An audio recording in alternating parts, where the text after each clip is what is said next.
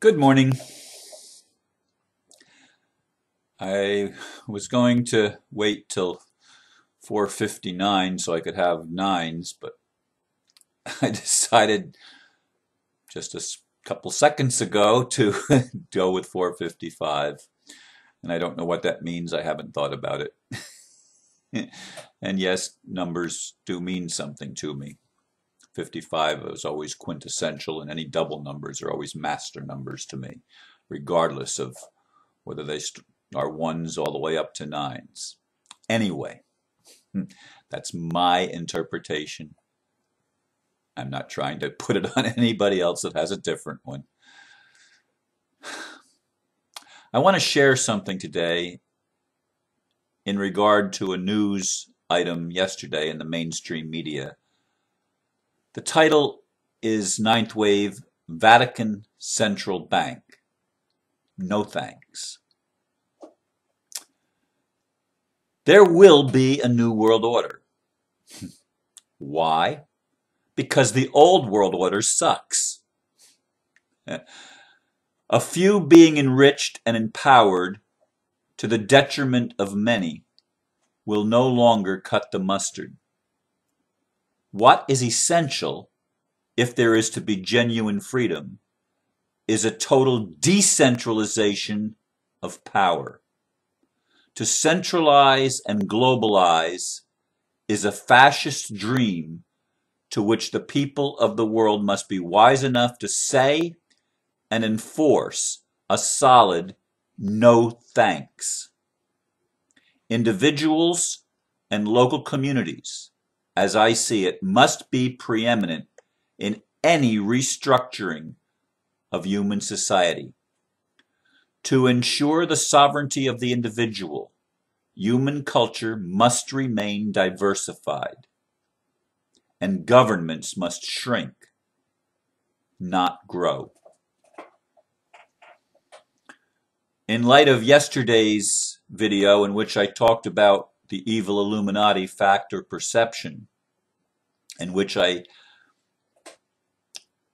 indicated that there is always behind what we see in the world a higher plan. There is a dark plan and there's a plan of light. I wasn't going to do that, but a few days ago, after one of my afternoon naps, I woke up from a dream in which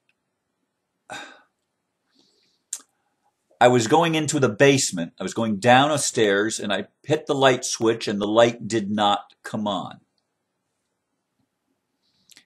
And when I went to change the light bulb, I realized that it was not the light bulb that I had chosen had a different base than the one that was in the unit. And as I started looking at that more closely, I realized that the light fixture had a wire coming that I didn't recognize as being the way that it was supposed to be. And I hope I'm explaining this correctly. If I had planned this to share this dream, I would have prepared it more, but it just popped into my head spur of the moment. Anyway, I ended up taking the light fixture completely down and was surprised to find another light fixture underneath that was actually feeding the one on top of it. So there were two light fixtures. One was larger, and that was the one that I saw, but the one underneath was smaller, but it was actually controlling the larger one all along. Although you would not have known that had you not dug a little bit deeper. So I share that because I think it does fit with what I shared yesterday. That what you see on the surface is not necessarily the driving force that's really in control underneath. And I want, if there's any message I want the people of the world, all of us, to get, is that there is a divine plan for our greater good. There always has been. And a golden age is where we are headed. The age of Aquarius is where we are going as this ninth wave concludes and a 10th and 11th and whatever waves into the future continue. At some point, the waves are going to have to run out. Maybe it's 11, maybe it's 13, I don't know. And we're just going to have to be in a total new space of no time. In the meantime, the Vatican comes out yesterday with the suggestion that there needs to be a restructuring of global finances with basically what they're calling for is a centralized banking control unit that controls the money of the world. I hope most of you, I would like all of you to be wise enough to understand why that's a bad idea. If you pay attention to David Icke is correct right on this whole thing. The centralization of anything in our culture ultimately ends up depriving individuals of their freedom. It's simply the way it is. You have a few people centralized calling the shots for everybody else. That is the way that the world, the world has never actually had that. I want you to understand. That has not been the way the world has ever worked. There have always been those that said no. Gaddafi said no.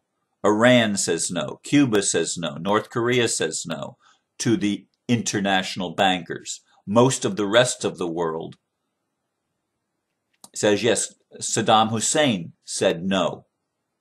The people that say no end up having the United States or NATO attack them and take their puppet leader out of the picture so that they can be in control of the central bank.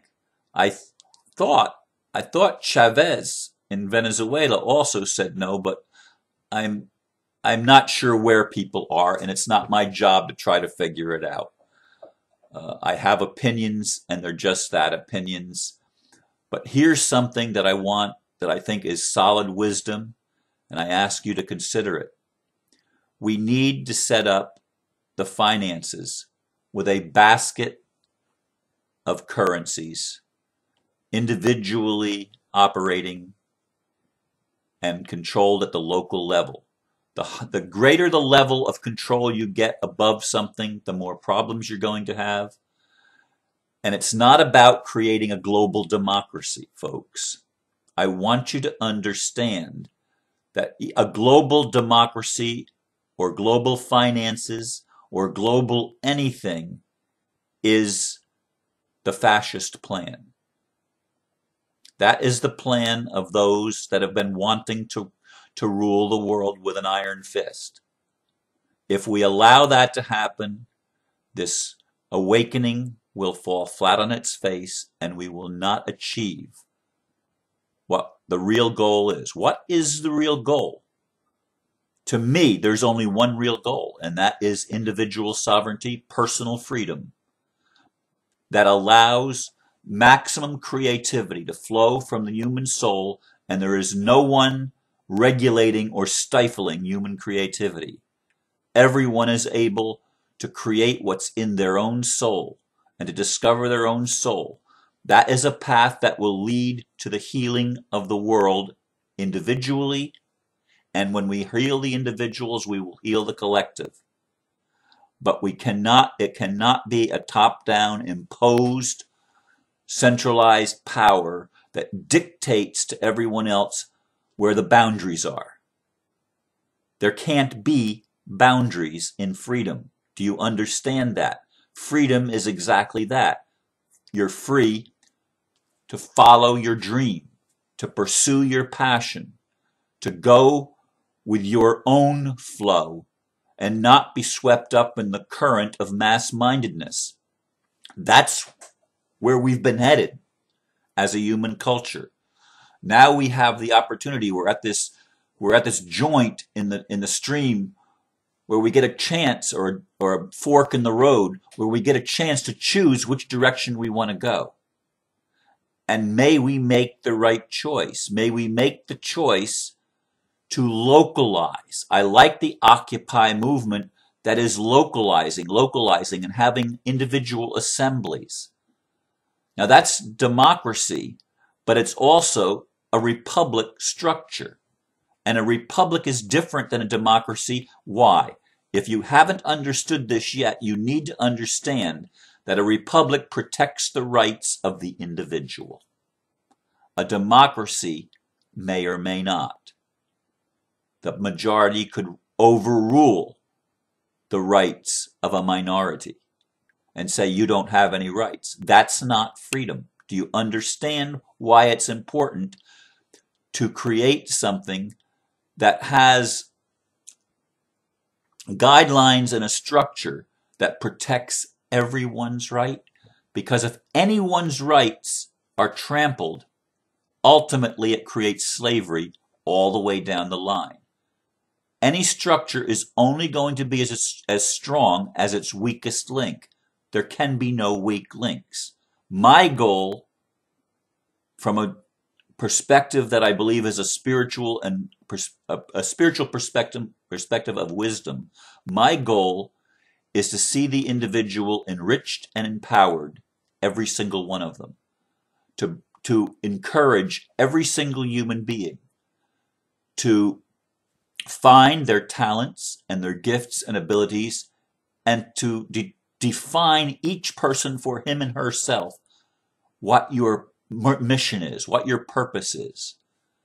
I don't think that click, all of a sudden, as this ninth wave ends and 10th and 11th and the other waves begin, that we're necessarily, every person on earth is all of a sudden going to wake up totally enlightened and ready to ascend. And ascension, I don't believe, is going anywhere. I just believe it's taking on the concept of the interconnectedness of all life. It's unity consciousness as opposed to separation consciousness. But not everyone is going to be in unity consciousness. There's still going to be a growth process, and that's perhaps where Cryon says it's going to take 2 or 3 generations yet to really achieve the total peace on earth. Why? Because there will still be people that are going through the processing. But when we create a financial and economic structure that is decentralized, and at the local community you see somebody that has a good idea, you support the good idea. And it doesn't matter if it is an idea that challenges another idea, because the rules are not based on, well, we're making profit here. We've got to keep making profit. Profits cannot be set above people. That's a cry of the Occupy movement that must be heard. It's people before profits. The monetary system any monetary system that we put in place must be there to serve the people, all the people, to enrich everyone, not only a few. That's why we need a new world order, because the old world order has enriched only a few, has empowered only a few, and those few wanted to dominate and control everyone else. Can you understand this is not where we need to go? And any semblance of that, any indication of that's what looks like's happening, the people need to say no thanks, and we need to say it loudly, and we need to say it clearly. The elite cannot run anything unless the people stay ignorant and unless the people stay apathetic. They need ignorance and apathy in order to control the rest of us. If we are going to create something beautiful and something positive, we need to be wise enough to see that as it's coming and to loudly and clearly tell those that propose such things, no thank you. and that includes the Vatican and religion. We're not looking for a religion that overrules all of the religions we already have. We need to find within each religion that already exists its wisdom and learn to honor and respect its contribution to everyone else. Do you understand what I'm saying? I hope so. I'm going to leave you with these thoughts, and I trust you'll think about it and weigh it in your heart. Namaste. Bless you.